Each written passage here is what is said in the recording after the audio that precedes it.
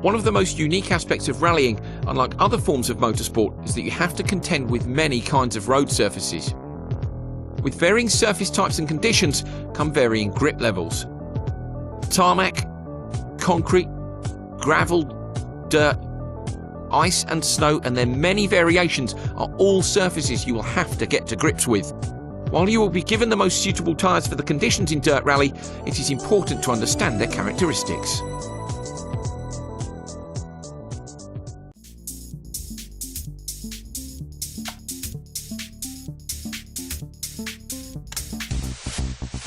Not to be confused with the camber that is associated with suspension geometry, camber of the road surface should be taken into account, particularly when cornering. Positive camber, where the road is sloped towards the inside of the corner, can help the car maintain traction and higher cornering speeds can be achieved. Adverse camber, where the road surface is sloped away from the inside of the corner, tries to force the car away from the apex and the racing line, so lower speeds are often required.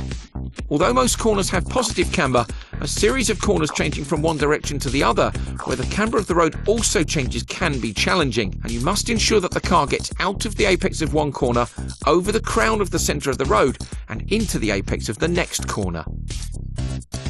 In some extreme cases, the camber is so severe that the car will jump across the road as it moves from one side to the other. Make sure you place the car in the correct position on the road so that you are making the most of the camber.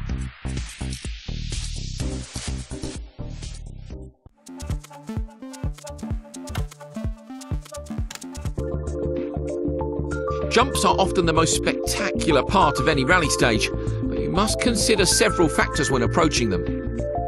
Firstly, since the wheels of the car will not be in contact with the ground for a period of time, you will be unable to change direction or slow down while airborne. This sounds like an obvious point, but it means that you must ensure that the car leaves the ground with the correct attitude and correct speed in order to land in the correct place.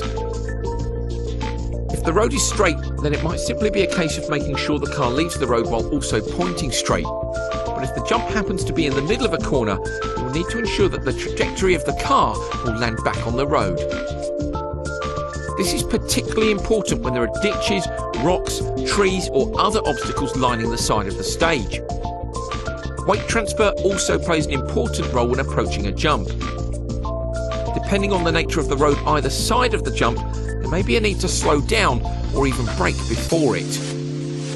Imagine approaching a jump at high speed, which has a sharp corner immediately after it. You would need to brake before the jump to reduce the speed, which would transfer the weight of the car over the front wheels. In general, it is advisable not to have the car in this attitude as it leaves the ground over a jump, as it would be likely to nosedive and land hard on the front, which could result in damage to the sump, radiator or suspension. Instead, you should brake up to the lip of the jump, but stop braking just before you take off to move the weight back to the centre of the car. In some cars, especially front-wheel drive or other cars that are nose heavy, it may even be prudent to be accelerating as the car leaves the ground. Doing this will transfer the weight to the rear just before takeoff, which will further help prevent the car from nosediving. Remember, even though big jumps at high speeds can be spectacular, taking them at the highest speed possible may not be the quickest way to tackle a jump. The longer a car is airborne, the more it slows down, so you should consider taking a jump at a slightly lower speed to get the wheels back on the ground as soon as possible. Although seemingly innocuous, crests can dramatically impact the stability of the car. Even if the car doesn't leave the ground as it would over a jump, a crest can often cause the car to go light and unload the suspension and tyres, resulting in reduced traction. This is particularly important if the crest is immediately before, during or after a corner, and this should be taken into account when approaching them. The other thing to consider is that depending on their size, they can prevent you from seeing the road ahead. Again, this is particularly important if the crest is immediately before a corner. Imagine approaching a crest which you cannot see over at high speed that is immediately before a slight corner. It is essential that you put the car in the correct place on the road and at the right attitude to take the corner, even though the corner cannot be seen until the last second.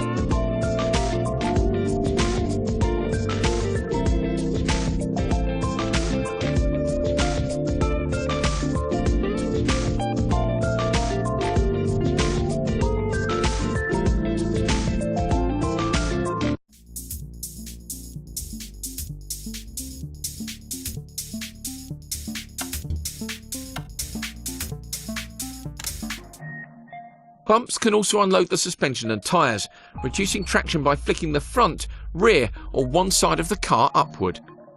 Rally stages are usually uneven surfaces, but particularly bad bumps that unsettle the car or require you to do something different than you otherwise would are often called out in the pace notes. Bumps don't always stretch across the entire width of the road, and so evasive action may be necessary, such as moving to one side of the road. Dips or other compressions in the road surface can be unpredictable and should be treated with caution. Dips that occur over a long distance may not have too big an impact on the car, but those that are shorter can act like a severe bump, as the suspension is compressed and then rapidly extended, causing the car to be flicked into the air. Extra caution needs to be taken when traversing extremely rough terrain, with many bumps and dips that can unsettle the car. Care should also be taken when crossing water splashes, as they can, like dips and bumps, be unpredictable. Depending on the depth of water and the width of the crossing, the approach may change from flat out to slowing right down and just driving through it at a normal road speed. Hitting deep water at high speed can damage the front of the car, so it is often better to lose a few seconds by slowing down than losing minutes with mechanical damage. Remember, this is why bumps, dips and water splashes are called out in your pace notes, and where listening to your co-driver is extremely important.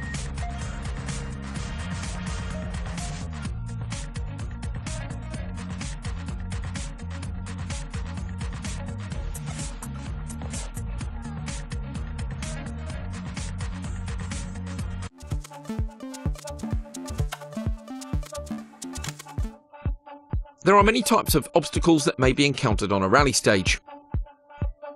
On a gravel stage through a forest, it is not uncommon to come across logs, branches or large rocks.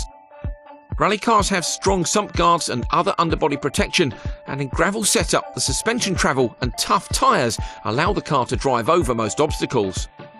Evasive action may need to be taken if the obstacle is large enough to damage the car or cause a crash. Lower suspension setups with shorter travel and lower profile tyres like those used in tarmac rallies mean that more care must be taken when making the split-second decision to drive over or around obstacles. Fixed obstacles such as gate posts, bridge parapets and cattle grids often require consideration and are therefore included in the pace notes with sufficient description to allow the driver to pass them safely. Make sure you are prepared to take the necessary precautions to avoid a rally-ending incident when you hear these obstacles called out.